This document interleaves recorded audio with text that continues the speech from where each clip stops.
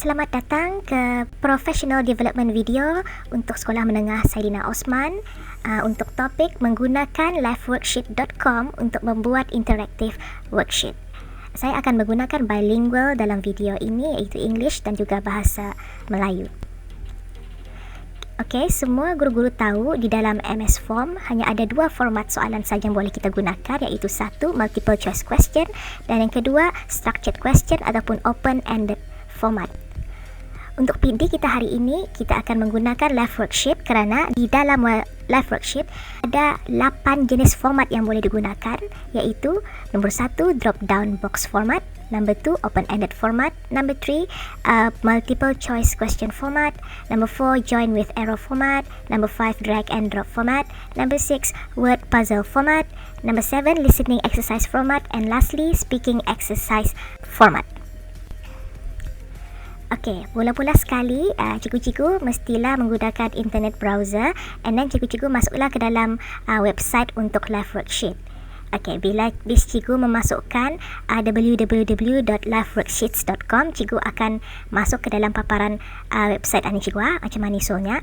Okey, kita fokus dulu ada bahagian ini cikgu-cikgu. Okey, di sini ada perkataan student access. Di sini untuk student kita ni membuat account. Dan di sini ada teachers access, yang ini untuk guru-guru membuat account. Bila cikgu-cikgu sudah membuat account, nama account cikgu akan terpapar di sana. Okey, macam mana cara membuat interactive worksheet? Mula-mula cikgu tekan dulu butang Make Interactive Worksheets. Bila kita tekan di sana akan keluar drop down box. Di sana ada tutorial ataupun video tutorial. Jadinya kalau cikgu-cikgu berminat dengan lebih detail lagi tentang penggunaan live worksheet, lebih baik cikgu lihat dari sini cikgu. Di sini saya hanya akan mengongsikan ia punya format-formatnya sahaja. Okey, bila cikgu-cikgu sudah bersedia, cikgu tekan saja get start. Okay, mula-mula cikgu akan masuk ke dalam page ni. Kita fokus dulu arah step 1. Okey. Di step 1 ni, mula-mula cikgu tekan dulu choose file, and then bila choose file, kita pilih file yang kita akan gunakan. Tapi kita mesti pastikan kita menggunakan yang formatnya PDF, JPG atau PNG sahaja, dan pastikan saiznya kurang daripada 5 MB. After you choose your file, baru kita tekan upload. Bila kita tekan upload, kita akan dibawa to this page. Ada page ni, kita akan nampak dokumen yang kita pilih. And di sini kita lihat ada banyak small icons here. Mari kita fokus di sini dulu. Okey, icon pertama ni digunakan untuk mengedit dokumen. Untuk kita membuat interactive worksheet yang ada gambar magnifying glass ni, untuk kita akan melihat macam mana usulnya untuk student view. Kalau student melihat macam mana usulnya. Yang ada tanda right ni untuk cikgu-cikgu kalau sudah siap, sudah finish editing cikgu punya dokumen. Yang ada tanda pangkahan ni artinya cikgu mau membuang dokumen yang cikgu buat atur. Yang ada tanda arrow ni maksudnya cikgu mau mengubah dokumen yang cikgu upload tadi. Cikgu mau tukar dokumen, boleh tekan di sini. And ada this one, tanda tanya. Yang ini untuk cikgu melihat tutorial. Jika cikgu terlupa macam mana cara menggunakan worksheet ni, kita beritakan di sini. Okey, mula-mula kita lihat dulu drop down box format. Drop down box format ni sesuai untuk low ability students. Pasalnya kita membagi option answers untuk student ni. So cara membuatnya, kita mesti menaip perkataan choose semicolon satu, jawapan 1 atau jawapan 2. Okay. Jadi di sini cikgu, kalau jawapan kita tu jawapan yang betul ialah jawapan 2, kita bagi asterisk di depannya. Okay, sini contoh saya berikan 12 campur 12, jawapannya 24. Jadi, saya akan menaip di sana choose 22/23/24/25. Disebabkan jawapan 24 itu adalah jawapan yang betul, di depan 24 saya bagi asterisk ataupun bintang. Okay, yang ini boleh digunakan untuk soalan yang panjang. Caranya sama juga. Buat choose, buat di ayatnya yang kita akan buat, satu slash, ayat lagi buat, slash, buat lagi ayat. Satu ayat mana yang betul kita bagi bintang ataupun asterisk. Okay, macam mana usulnya kalau student membuat soalan ni? Jadi kita tekan student preview. Okay, bila kita tekan, student akan nampak macam mana. And then student, ia akan klik arah kotak ni. Bila ia klik, akan keluar drop down box. Jadi student boleh memilih jawapan dari sini. sama juga di sini. Bila student tu menekan, ada nampak juga drop down box. Jadi student memilih jawapan dari sini. So ini sesuai untuk student yang lemah. Jadinya pasal kita sudah membagi dorang option dia punya jawapan-jawapannya. Okay, kita sudah siap ada drop down box format, open ended format. Okay, kalau untuk open ended format sangat sesuai untuk student Ma and Ha. Okay, kali ini artinya kita indah menyediakan jawapan, dorang sendiri mesti menjawab. So di sini kita buat saja jawapannya terus. Example 12 campur 12, kita buat jawapannya 24 terus. Ataupun kalau misalnya memerlukan jawapan yang panjang, student membuat ayat, kita buat saja kotak kosong. So kalau untuk preview student, dorang akan nampak cantik. Kemudian dorang mesti klik box ini and dorang mesti type jawapan dorang. Macam mana dorang mesti type 24 macam tu. Kalau yang aneh, dorang mesti type juga sama example dorang type Oyen looks handsome with double face mask macam itulah. Ini jadinya cukup paksa manual mencek jawapan student di sini. Seterusnya ialah multiple choice question format. Okey, ini untuk soalan MCQ. Sini saya gunakan soalan daripada sains. Yang penting kita lihat A, B, C, D sana tu. Jadi jawapannya ada sama ada A, B, C ataupun D kan. Okey, cikgu hanya perlu menaip select atau select no. Select yes untuk jawapan yang betul, select no untuk jawapan yang salah. So arah A, saya akan buat select no, B, select no, C, select no, tapi D, select yes. Pasal jawapannya D. Jadi kalau untuk preview student, nampak ada petak biru tu. Jadi student mesti klik arah salah satu petak ni. Kalau diorang klik petak ni akan berubah warna jadi kuning. So artinya diorang sudah menjawab. Okay, so jadi kuning. So, okay, seterusnya ialah join with arrow format.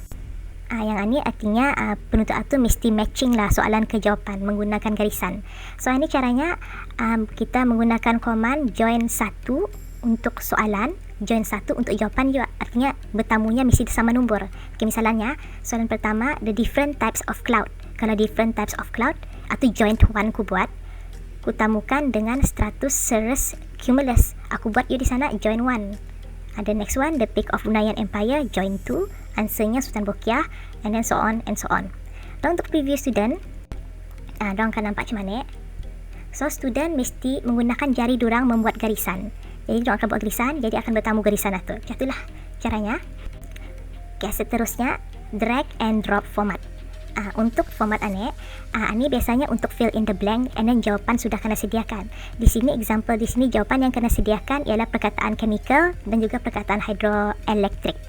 Okey, jadinya aku type sekarang drag 1 untuk jawapan and then drop 1 di tempat di mana aku mau menaruh jawapan Okay, misalnya chemical aku buat drag 1, aku mau menaruh di sini. Aku buat dia namanya drop 1. Okay. And then hydroelectric drag 2. Jadi aku mesti menaruh di tempat kosong namanya drop 2. Macam tu Macam mana isonya. Okay, tapi kalau untuk preview student, diorang akan nampak macam mana. So student mesti klik arah perkataan itu. Kemudian student mesti tarik jawapan itu masukkan di tempat blank. Diorang tarik macam tu Diorang tarik so dia sana jawapan itu melekat tu sekarang. Okay, seterusnya word puzzle format. Okay, kalau word puzzle format artinya kita masukkan saja word puzzle yang kita ada. Dari sini kita mesti kira macam yang melintang berapa huruf horizontal sama vertical atau ada berapa hurufnya. For me aku pakai 7 kali 7, ada 7 huruf. Okay, so apa komannya? Mula-mula buat box besar, mesti besar macam mana besar puzzle kita, cuma 7 besar box yang kita buat. Kemudian kita tulis word search. Lepas kita tulis word search, akan keluar box. Box ini bertanya berapa banyak huruf-hurufnya row sama column. So for me it will be 7. Lepas itu baru aku tekan save. Bila aku tekan save, automatic ada box yang aku buat besar itu automatic sudah jadi warna biru, sudah ada box-box warna aqua ataupun warna biru muda. Jadi di sini jadi biru. So what I need to do, aku klik saja huruf-huruf jawapan. Example untuk black, aku buat itu B, L, A, C, K. Mesti tahuan mana kira answer scheme ku sudah. Ini answer scheme ku. Okay. So macam mana usulnya arah preview student? Kalau kita nampak yang warna biru kan? Kalau preview student yang nampak warna hijau. And sama macam kita ni buat, student tu mesti tekan huruf. Student mesti tekan arah huruf-hurufnya. Example ia dapat white, W-H-I-T-E. Jatuhlah yang menekan, artinya punya jawapan. Okay, next one. listening exercise format yang ini berguna untuk cikgu language bagian subject language. Okay, example sini kanak bini. So what you need to do, draw a box dulu ada gambar tu. You draw a box. And then yang ini hanya boleh digunakan kalau misalnya menggunakan Chrome and Safari saja. Okay, and then kita tulis listen. Macam kalau yang ini jawapannya, listen, the little girl is wearing a blue skirt. Pasal dalam gambaran ni kanak-kanak ni pakai skirt warna biru. Bila kita tulis macam tu, akan keluar satu box. Dalam box ini suruh kita memilih apa bahasanya. Lepas kita pilih bahasa, baru kita klik. And then automatic kita akan nampak ada tempat dia punya comment atau listen atau ada masuk lagi perkataan ENGB atau automatic ada di sana tu. Atau kita nak hinggaw atau ikut apa language yang kita pilih. Okay, macam and then untuk jawapan kita pakai select yes, select no. Yang multiple choice question punya format. So kalau di sini select yes-nya aku taruh arah true, select no-nya yang jawapan salah aku taruh arah false. So, macam mana usulnya preview student. Jadi student akan nampak macam mana? Diorang akan nampak ada speaker warna biru. Jadi student mesti klik arah speaker biru ni baru terkeluar tu yang punya suara robot. Yang suara robot tu membaca. And then student mesti klik lah arah answernya true ataupun false. Let's say student ini pilih true. So warnanya akan bertukar menjadi warna hijau muda. Seterusnya speaking exercise format. Ini berguna je untuk guru bahagian subjek bahasa. Okay, sama juga gambaran aku gunakan kalian ni. Kalian ni student ni mesti memberitahu pukul berapa jam ini menunjukkan. Jadi sini melihatkan pukul 2.30 kan. So sama je cara macam tadi kita draw box arah tempat gambar ni tadi. Kalian ni kita buat perkataan speak. Speak. Satunya bagi jawapannya. Kalau ni yang orang putih, it is 2:30 ataupun it is 2:30. Okay, lepas kita sudah menulis ni, akan keluar lagi box. Namanya speech recognizer. Sama macam tadi, pilih language-nya. Apa bahasa yang digunakan, kemudian klik save. So automatic ada keluar tu nanti ENGB kalau memilih English. Ikutlah apa yang kita pilih Jadi kalau untuk previous student apa diorang nampak? Diorang akan nampak macam mana? Diorang nampak ada speaker warna merah. Jadi diorang mesti tekan speaker merah tu kemudian diorang bercakap begitu apa jawapan diorang arah telefon So itulah ke-8 types of format yang boleh digunakan untuk membuat interactive worksheet menggunakan liveworksheets.com. Okay, ni kalau misalnya cikgu sudah siap sudah mengedit dokumen sudah puas hati, kita tekan button ya. Lepas kita tekan button itu, kita akan nampak dua pilihan. Sama ada kita tekan yes, kalau kita okay, kita mau sharing kita punya soalan itu sama guru-guru lain. Jadi guru-guru lain pun boleh memakai ataupun kita indah mau orang lain memakai. Jadi kira betapuklah private persendirian punya. Okay, and then lepas kita tekan itu, kita mesti mengisikan detail-detail apa worksheet kita tu, apa namanya, apa language-nya dan seterusnya lah. Kemudian baru kita tekan save. Lepas kita tekan save, akan keluar lagi this page. Kita buka tu, artinya siap sudah tu. Worksheet itu sudah siap. Jadinya kita akan nampak tu yang kita buat tadi. Jadi di sini yang penting kita lihat perkataan custom link. Kita klik arah custom link. This is very important pasal mita yang kita gunakan untuk membagi student. So di sini ada banyak option kena bagi. Macam di sini aku biarkan saya macam mana ya. What I do is just I click copy link. This is the link yang kita berguna. So now you can share, kita boleh share sudah link ni kepada student sama ada melalui WhatsApp kah, melalui Telegram kah ataupun MS Team kah, it's up to you. Okay, so student bila diorang sudah menjawab semua soalan, diorang mesti menekan punat finish yang paling bawah sekali. So diorang submit jawapan diorang, cikgu-cikgu boleh cek jawapan diorang, cikgu masuk akaun cikgu lihat perkataan notification.